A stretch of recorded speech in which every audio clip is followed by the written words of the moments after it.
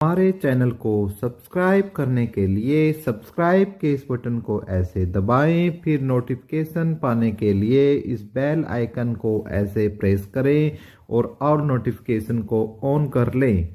धन्यवाद। एक बार फिर एपिक एजू पर मैं आपका स्वागत करता हूं दोस्तों, और दिल की गहराइयों से मैं आपका स्वागत भी करता हूं दोस्तों।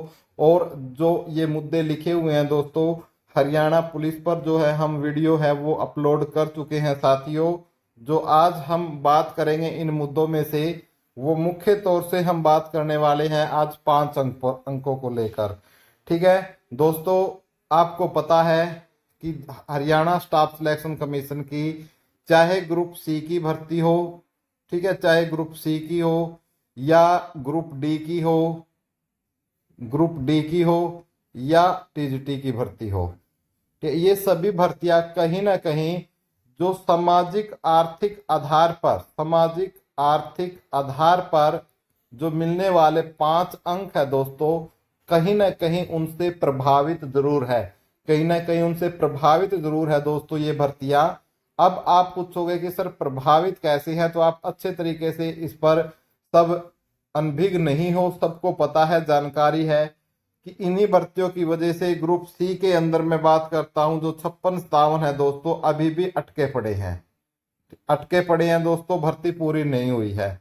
क्यों दोस्तों? सबसे पहले इस पर जो केस हुआ था दोस्तों, इनका मेन एग्जाम होने से पहले, जो दूसरा एग्जाम हुआ था उससे होने से पहले बच्चों ने मांग की थी कि जो ये 5 अंक दिए जाते हैं, सबसे पहले तो जो 5 अंक की परिभाषा क्या थी सरकार ने, कि आपके घर में आपकी कोई जॉब नहीं होनी चाहिए और आपके घर की इनकम सभी सोर्सों से मिलाकर 1,80,000 से आपकी कम होनी चाहिए।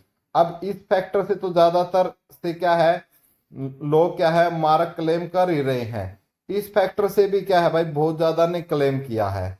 अब ये गरीबी की परिभाषा है दोस्तों, ठीक है, ये गरीबी की परिभाषा है दोस्तों। और ये मोस्ट ऑफ स्टूडेंट ने दोस्तों 5 अंक क्लेम किए, यानी आप ये कह सकते हो 90% बच्चे ने 5 अंक क्लेम किए हैं, 10% बच्चे ने ये अंक क्लेम नहीं किए हैं। अब ये बोलोगे कि सर आप किस दावे के साथ ये कह सकते हो? मैं इस दावे के साथ कह सकता हूं दोस्तों कि ग्रुप डी का जो रिजल्ट आया दोस्तों, ग्रुप डी का रिजल्ट हाल ही में आया दोस्तों, और ग्रुप डी की रिजल्ट की मैं जनरल की कट ऑफ बताता हूं आपको। एक तो थी 95 नंबर में से, एक थी 100 नंबर में से, यानी 95 में से बिना 5 अंक जोड़े, तो बिना 5 अंक जोड़े लगभग आपकी 77.5 के आसपास कट ऑफ थी। ठीक है, 77.5 के आप कट ऑफ थी, और 5 अंक जोड़कर 81.37868 के पास थे। यानी बीच का जो डिफरेंस यदि हम बात करते हैं, तो ये ऑलमोस्ट सभी कट ऑफ में जनरल से मिलाकर, ठीक है, और रिजर्व कैटेगरी और अनरिजर्व कैटेगरी मिलाकर कम से कम 4 अंकों का आया। ठीक है, जिससे हम अंदाजा लगा सकते हैं कि लगभग 90% बच्चा क्या है 5 अंक लेके बैठा है, तभी तो ये इतना डिफरेंस आया दोस्तों इस भर्ती के अंदर। ठीक है, तो इसलिए बच्चों ने इस पर केस किया और बोला कि जो ये 5 अंक है, इसमें इनकम की वेरिफिकेशन अच्छे से कराई जाए, इनकम वेरिफिकेशन अच्छे से हो। ठीक है, और बच्चे ये केस सिंगल बैच में इस केस को जीत गए। ठीक है, और सिंगल बैच ने आदेश दिया कि भाई अभी एग्जाम मत करो, आप पहले इन 5 अंकों की फिजिकल वेरिफिकेशन करो।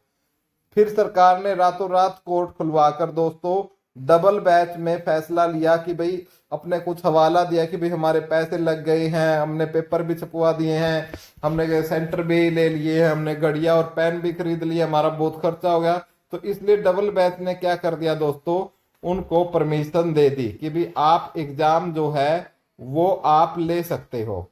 ठीक है, ऐसी परमिशन दे दी गई। उसके बाद क्या होता है साथियों, लेकिन उसके बाद जो भर्ती पर जो स्टे है वो लगा रहता है, जारी रहता है। ठीक है, तो उसके बाद जो फिजिकल वेरिफिकेशन का केस है, एग्जाम होते हैं दोस्तों 56 और 57 के, और बाद में एक डाटा आता है कि इसमें लगभग 7800 बच्चे ऐसे हैं जिसने 5 अंक फ्रॉड ले रखे हैं। लेकिन वो संख्या 7800 से कहीं ज्यादा थी जब धरातल पर लाकर उनकी चेकिंग की जाती। तो इस प्रकार ये स्टे जारी रहा, और इसी बीच में किसी ने एक केस कर दिया कि ये 5 अंक है, ये आपके असंवैधानिक है। ये 5 अंक क्या है दोस्तों, असंवैधानिक है। इसी बीच में एक ये केस हो जाता है इन 5 अंकों पर, यानी इन 5 अंकों को असंवैधानिक या अनकॉन्स्टिट्यूशनल प्रूव कर कर इन कोई मांग की जाती है कि ये 5 अंक खत्म किए जाएं, 5 अंक खत्म किए जाएं।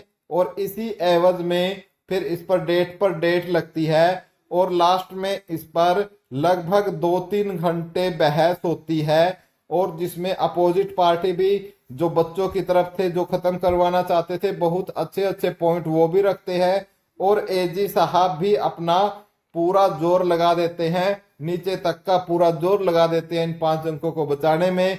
और अंत में जज साहब क्या करते हैं, इस फैसले को क्या रख लेते हैं, रिजर्व रख लेते हैं दोस्तों, और फैसला रिजर्व रख लिया जाता है। और रिजर्व रखने के बाद से दोस्तों अब उम्मीद की जा रही है, आप सभी साथियों की अब डिमांड है कि जो 5 अंक है जिनका फैसला रिजर्व रख रखा है, अब इस पर जजमेंट आपकी कब तक आ सकती है।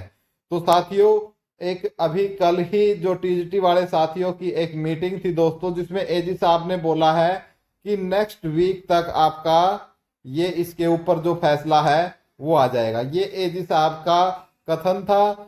और जो हम प्राइवेट वकील करें, जो सीनियर वकील है जैसे रजत मोर है, रविंदर ढुल है, उनकी भी स्टेटमेंट ये थी कि ये 21 दिन के अंदर 21 दिन तक आ सकता है।